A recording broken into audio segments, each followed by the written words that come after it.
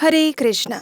परम भगवान श्री कृष्ण को प्रिय है ये दामोदर मास। वर्ष में आने वाले सभी मासों में सबसे ज्यादा पुण्य प्रदायक और भगवान की कृपा प्राप्त करने का सुवर्ण अवसर देने वाला मास यानी कार्तिक मास। हमारे सभी शास्त्र और पुराण एक स्वर में एक ही बात करते हैं और वो ये है कि इस कार्तिक मास में किया गया कोई भी पुण्य कार्य, आध्यात्मिक कार्य मनुष्य को 1000 गुना अधिक फल प्रदान करता है। और इसी कार्तिक मास में आती है एक विशेष एकादशी जिसे हम देव उठनी एकादशी के नाम से जानते हैं। भगवान श्री हरि 4 मास की योग निद्रा के बाद इसी दिन यानी कि कार्तिक मास के शुक्ल पक्ष की एकादशी के दिन जागृत होते हैं। उनके योग निद्रा से बाहर आने के बाद ही सभी मांगलिक कार्य फिर से आरंभ हो जाते हैं। तो चलिए आज के इस वीडियो में हम देखते हैं कि इस बार देव उठनी एकादशी कब आ रही है और उसे पालन करने के लिए शुभ मुहूर्त कौन से हैं और अगले दिन उसका पारण समय क्या है। अब देखिए, भीष्म पंचक व्रत भी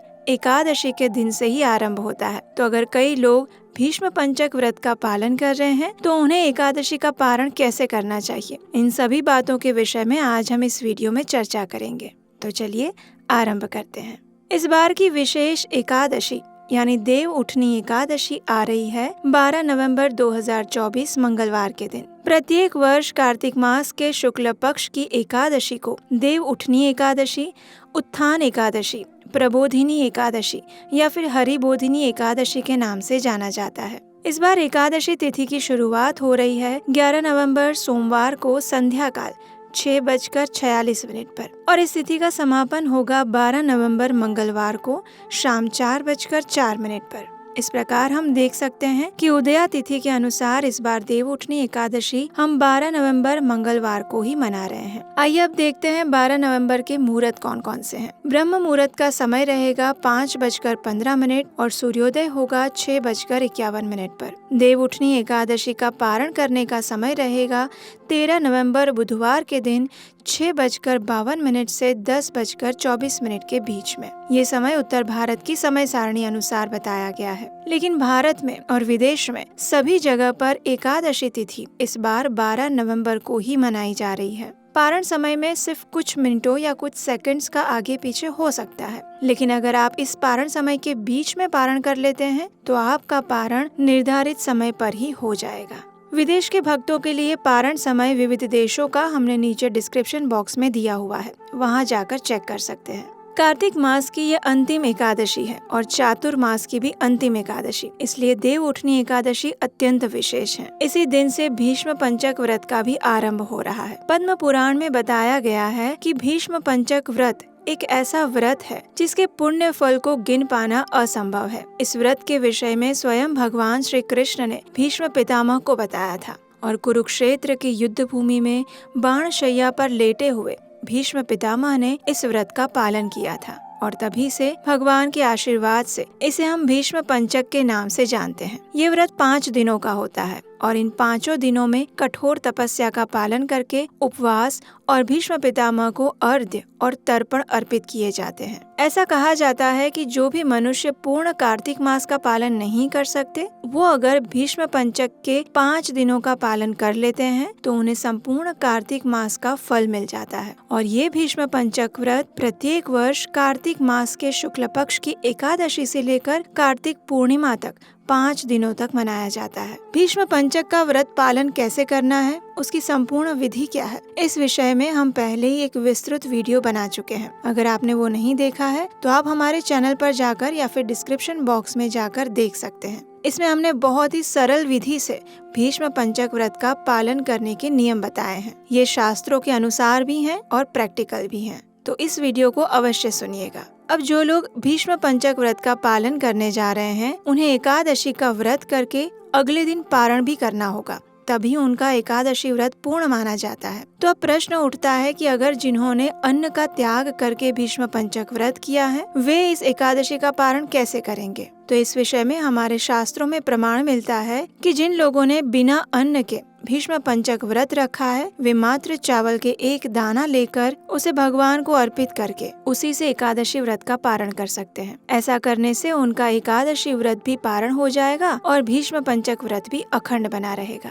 इसी एकादशी के दिन से तुलसी विवाह का भी आरंभ होता है। सामान्य रूप से प्रत्येक वर्ष कार्तिक मास की एकादशी से लेकर पूर्णिमा तक तुलसी विवाह मनाया जाता है। कई स्थानों पर एकादशी पर तुलसी विवाह करते हैं तो कई स्थानों पर पूर्णिमा पर। और इस प्रकार तुलसी विवाह करने के लिए कोई भी शुभ दिन जो कि एकादशी से लेकर पूर्णिमा के बीच में आ रहा हो, योग्य दिन और योग्य शुभ मुहूर्त देखकर तुलसी विवाह करवाया जा सकता है। इस्कॉन में हम चातुर्मास का पालन आषाढ़ मास की पूर्णिमा से लेकर कार्तिक मास की पूर्णिमा तक करते हैं। इसलिए चातुर्मास की पूर्णाहुति भी इसी कार्तिक पूर्णिमा के अंतिम दिन होगी। और अधिकतर स्थानों पर कार्तिक पूर्णिमा के दिन भी तुलसी विवाह करवाया जाता है। तो इस प्रकार हम देख सकते हैं कि इस बार आने वाली देव उठनी एकादशी अत्यंत विशेष है। उसका हमें अधिक से अधिक लाभ लेना चाहिए, क्योंकि भक्ति करने के लिए अब ज्यादा समय नहीं बचा है। प्रत्येक क्षण, प्रत्येक दिन हमारी आयु को क्षीण करते जा रहे हैं। ऐसे में भक्ति की गंभीरता को समझना अत्यंत आवश्यक है। प्रमाणभूत गुरु के मार्गदर्शन में रहते हुए, श्रील प्रभुपाद के निर्देशों का पालन करते हुए आध्यात्मिक पथ पर सदैव प्रगति करते रहना अत्यंत आवश्यक है, क्योंकि समय को जाते हुए समय नहीं लगता। तो इसलिए इस बार की इस देव उठनी एकादशी का पालन भी हम पूर्ण निष्ठा, कठोर तपस्या और पूर्ण समर्पण भाव से करें। यही हमारा प्रयास होना चाहिए, क्योंकि ये चातुर्मास की अंतिम एकादशी है और कार्तिक मास की भी।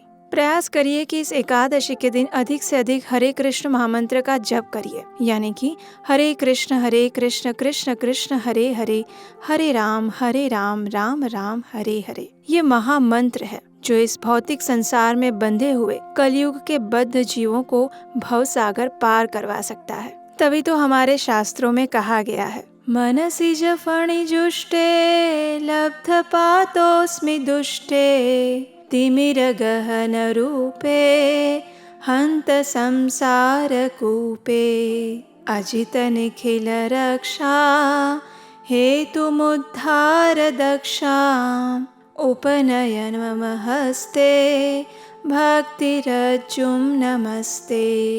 ये हरे कृष्ण महामंत्र ही है जो एक रज्जु के समान है, जो हमें इस भव सागर से आध्यात्मिक जगत में ले जाने के लिए सक्षम है। तो इसलिए इस देव उठनी एकादशी पर अधिक से अधिक हरे कृष्ण महामंत्र का जप करिए। भगवत गीता, श्रीमद् भागवतम ऐसे ग्रंथों का अध्ययन करिए। भगवान श्री कृष्ण की सुंदर पौराणिक कथाओं को सुनिए। अपने मन और चेतना को अधिक से अधिक भगवान के नाम, रूप, गुण और दिव्य लीलाओं में केंद्रित रखिए। अपने मन और चेतना को भौतिक संसार की वस्तुओं से दूषित होने से बचाइए। व्यर्थ की बातों में समय मत गवाइए और इस दिन का भरपूर लाभ लीजिए, क्योंकि ये दिन अब अगले साल ही आ पाएगा।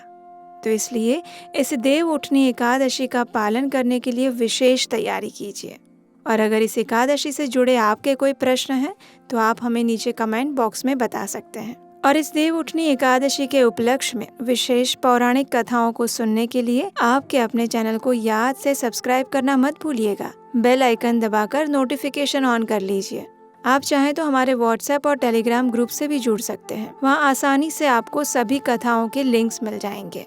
व्हाट्सएप और टेलीग्राम दोनों ग्रुप के लिंक्स नीचे डिस्क्रिप्शन बॉक्स में दिए गए हैं। तो चलिए, भगवान को प्रिय इस कार्तिक मास की विशेष एकादशी, जिस दिन भगवान श्री हरि योग निद्रा से बाहर आने वाले हैं, उसकी पूर्ण तैयारी करते हैं और उसका पालन पूर्ण श्रद्धा और निष्ठा से करने का प्रयास करते हैं।